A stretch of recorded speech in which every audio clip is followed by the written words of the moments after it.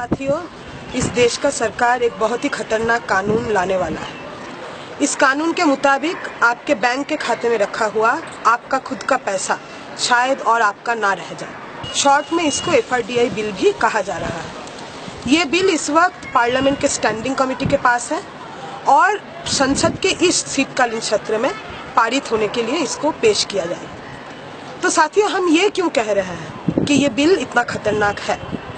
आपने प्रधानमंत्री जी का जुमला तो सुना ही होगा। FRDI, उसको लेकर बहुत बड़ी मात्रा में अफवाहें फैलाई जा रही है। सरकार ग्राहकों के हित को सुरक्षित करने के लिए बैंकों में जमा उनकी पूंजी को सुरक्षित रखने के लिए लगातार काम कर रही है। बेल इन का एक प्रावधान इस बिल में है। बेल इन का मतलब क्या है? बेल इन का मतलब है कि अगर कभी कोई बैंक संकट की स्थिति में है, बैंक का खजाना खत्म हो गया है, तो उस संकट की स्थिति में आपका पैसा, आपने अपने अकाउंट में जो पैसा रखा है वो पैसा इस्तेमाल किया जाएगा बैंक को संकट से निकालने के लिए।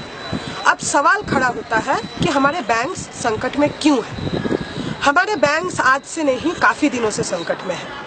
बैंक्स ने बड़े पूंजीपतियों को, बड़े कॉरपोरेट घरानों को, जो अरबपति खरबपति है, उनको लाखों करोड़ों रुपए का उधार दिया, कर्ज दिया, और ये बड़े कॉरपोरेट घराने ये कर्ज वापस नहीं दे रहे हैं, जिसके चलते बैंक्स का खजाना खत्म हो रहा है। आंकड़ों के मुताबिक, इंडिया रेटिंग्स के आंकड़ों के मुताबिक 2016 मार्च तक ये वापस ना आने वाला कर्ज, जिसको बैड लोन या नॉन परफॉर्मिंग एसेट्स और NPA के नाम पे भी जाना जाता है, ये बैड लोन 13 लाख करोड़ रुपए तक पहुंच चुकी है। तो क्या ये जो बड़े कॉरपोरेट घराने हमारे बैंक्स का पैसा कर्ज लेके वापस नहीं दे रहे हैं, इनके खिलाफ कोई कार्रवाई हो रही है? क्या कोई ऐसा स्टेप्स लिया जा रहा है ताकि ये पैसा वापस आए? तो इस सवाल का जवाब है कि नहीं, बल्कि उल्टा ये बैड लोन माफ किया जा रहा है, मतलब कि राइट ऑफ किया जा रहा है। मोदी सरकार के कार्यकाल के दौरान अब तक 1.88 लाख करोड़ रुपए बैड लोन माफ हो चुकी है बड़े कॉरपोरेट घरानों का, और 7.44 लाख करोड़ रुपए अभी भी राइट ऑफ होने के स्थिति में है। और सुनिए, हमारा जो सेंट्रल बैंक है, RBI, reserve bank of India, उसने साफ साफ कह दिया है कि उन कॉरपोरेट घरानों का नाम नहीं पब्लिक किया जाएगा जिन्होंने ये कर्ज लिया और वापस नहीं दिया। स्टेट बैंक ऑफ इंडिया ने अदानी को कितना पैसा कर्ज दिया है, ये तब कहा गया कि इस सवाल का जवाब हम नहीं दे सकते। तो कहाँ इस बैंक डिफॉल्टर्स के ऊपर सख्त कार्रवाई होनी चाहिए, इनको ब्लैक लिस्ट करी जानी चाहिए, उसके जगह हम देख रहे हैं कि इनके लोन माफ किए जा रहे हैं और अभी अदानी को फिर से लोन दे दिया गया है ताकि वो फिर से ना चुकाए। तो बैंक्स खतरे में है, उनका खजाना खाली हो रहा है, कॉरपोरेट घरानों को फिर से उधार दिया जा रहा है, कर्ज दिया जा रहा है, ताकि वो सरकार में बैठी पार्टियों को फंड कर पाए। अब साथियों, ये सवाल उठता है कि ये तय कौन किया? तो कहा जा रहा है कि G20 देशों का जो प्लेटफॉर्म है उसने ये तय किया, और भारत क्योंकि G20 देशों के प्लेटफॉर्म में है, तो भारत को बेल इन का ये प्रावधान ये लागू करना होगा। कहाँ से आया ये? 2008 में अमेरिका में एक बहुत गहन आर्थिक संकट आया था, जिसके आर्थिक नीतियों को ही विकास का नीति माना जाता है और जिसके आर्थिक नीतियों को हम पे थोपा जाता है। उस अमेरिका में एक बहुत गहन बैंक में संकट आया था, और बैंकों को उस संकट से निकालने के लिए सरकार ने पैसा खर्च किया था।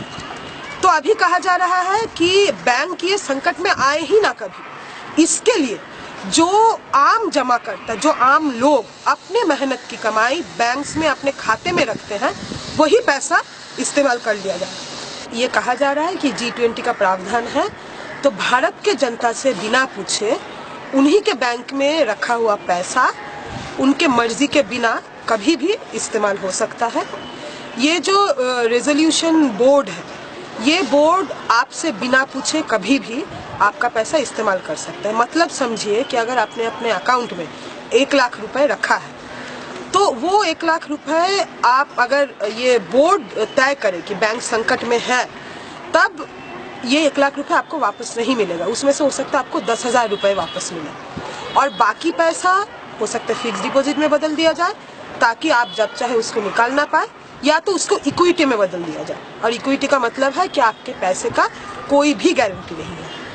G20 के नाम पे किया जा रहा है, लेकिन तीसरी दुनिया का और कोई भी देश बेल इन का ये प्रावधान अपने देश में लागू नहीं किया है। तब मोदी सरकार पे ये अलग से क्या मजबूरी है? तो मजबूरियां तो है, ये हमने पहले भी देखा है कि कॉरपोरेट पूंजी के प्रति इनका जो लॉयल्टी है उसको लागू रखने के लिए, उसको बरकरार रखने का शायद इनका मजबूरी है। साथियों, अब तक क्या होता था? ये कानून अलग क्यों है? क्यों इसमें अलग से खतरा है? अब तक अगर कोई भी बैंक संकट में आता था तो हमारे देश का जो सेंट्रल बैंक है, रिजर्व बैंक ऑफ इंडिया, वो उस स्थिति में हस्तक्षेप करती थी और ऐसा कोई और बैंक जिसका आर्थिक स्वास्थ्य बेहतर है उसका मदद लिया जाता था। और सरकार की ओर से 1962 का एक कानून है, उसके तहत सरकार की ओर से अलग से आपके 1 लाख रुपए तक का गारंटी दिया जाता है।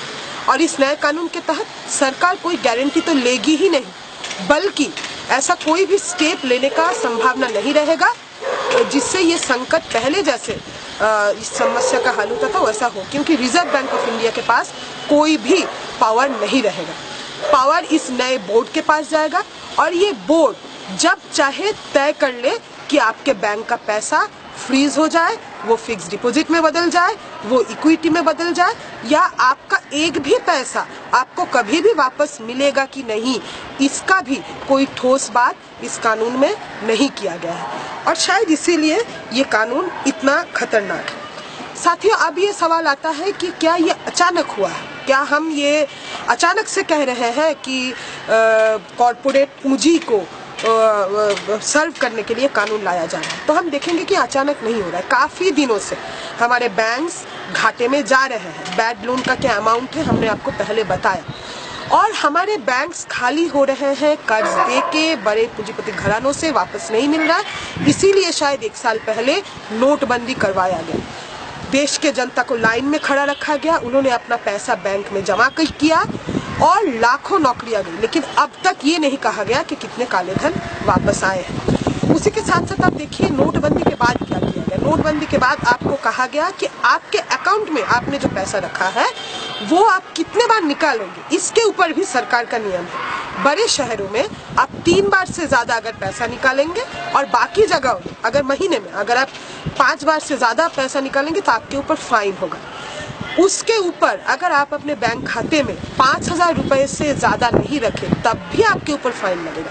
साथ ही इससे भी जब नहीं हुआ तब सरकार ने पिछले दिनों 2.11 लाख करोड़ रुपए के आसपास रिकैपिटलाइजेशन के नाम पे बैंक में पैसा डाला। और देखिए संकट का स्थिति कहाँ पे है। इतना पैसा डालने के बाद भी जब बैंक संकट से नहीं निकल रही है तो सोचिए कितना पैसा कर्ज लिया गया और वापस नहीं दिया गया। और अब जाके कहा जा रहा है कि आम लोगों के बैंक अकाउंट पे सेध लगाई जाएगी, उनका पैसा लूटा जाएगा। आपके जिंदगी भर के मेहनत की कमाई जो आपने बैंक में रखा और बैंक में रख के आपने सोचा कि मेरा पैसा सुरक्षित है, वो सुरक्षा अब नहीं है। आपके बैंक में रखा हुआ पैसा कभी भी ले लिया जा सकता है। तो साथियों, इसी को विकास के नाम पे आपको और हमको परोसा जा रहा है। विकास का ये मॉडल जहाँ पे हम लोग जो तमाम तरीके के टैक्स देते हैं, डायरेक्ट इनडायरेक्ट टैक्स, वो पैसा हमारे रोजगार के लिए खर्च ना हो, हमारे शिक्षा के लिए खर्च ना हो, हमारे स्वास्थ्य के लिए खर्च ना हो, किसानों को उनके फसल के दाम दिया जाए इसके लिए खर्च ना हो। वो पैसा अगर पहले कॉर्पोरेट्स के टैक्स छूट के लिए इस्तेमाल होता था तो अब कहा जा रहा है कि सीधे आपके बैंक अकाउंट पे सेध लगाया जाएगा। मजेदार बात है क्या है, देखिए चुनाव से पहले आपसे पूछा जाता है कि मंदिर चाहिए या मस्जिद, और आप सोचते रहिए कि मंदिर चाहिए या मस्जिद। आप सोचते रहे तब तक आपका बैंक अकाउंट खाली हो चुका होगा, आपका जमा पूंजी खाली हो चुका होगा। साथियों, इस शीतकालीन सत्र में ये कानून लाया जा रहा है। प्रधानमंत्री के कोई भाषण में आप ये नहीं सुनेंगे। हो सकता है इसके ऊपर प्राइम टाइम शो ना हो सकता है कि बड़ी मीडिया इसके बारे में बात ना करे, क्योंकि आम लोगों के पेट पे सेंध लगाया जा रहा है। इसके लिए जरूरी है कि हम सब लोग इसके बारे में बात करें, विरोध प्रदर्शन में उतरे और ये गारंटी करें कि शीतकालीन सत्र में कतई ये बिल पेश ना किया जाए, ये बिल लागू ना हो। Financial resolution and deposit insurance bill किसी भी तरीके से इस देश में लागू नहीं होना चाहिए। बेल इन का प्रावधान लागू नहीं होना चाहिए।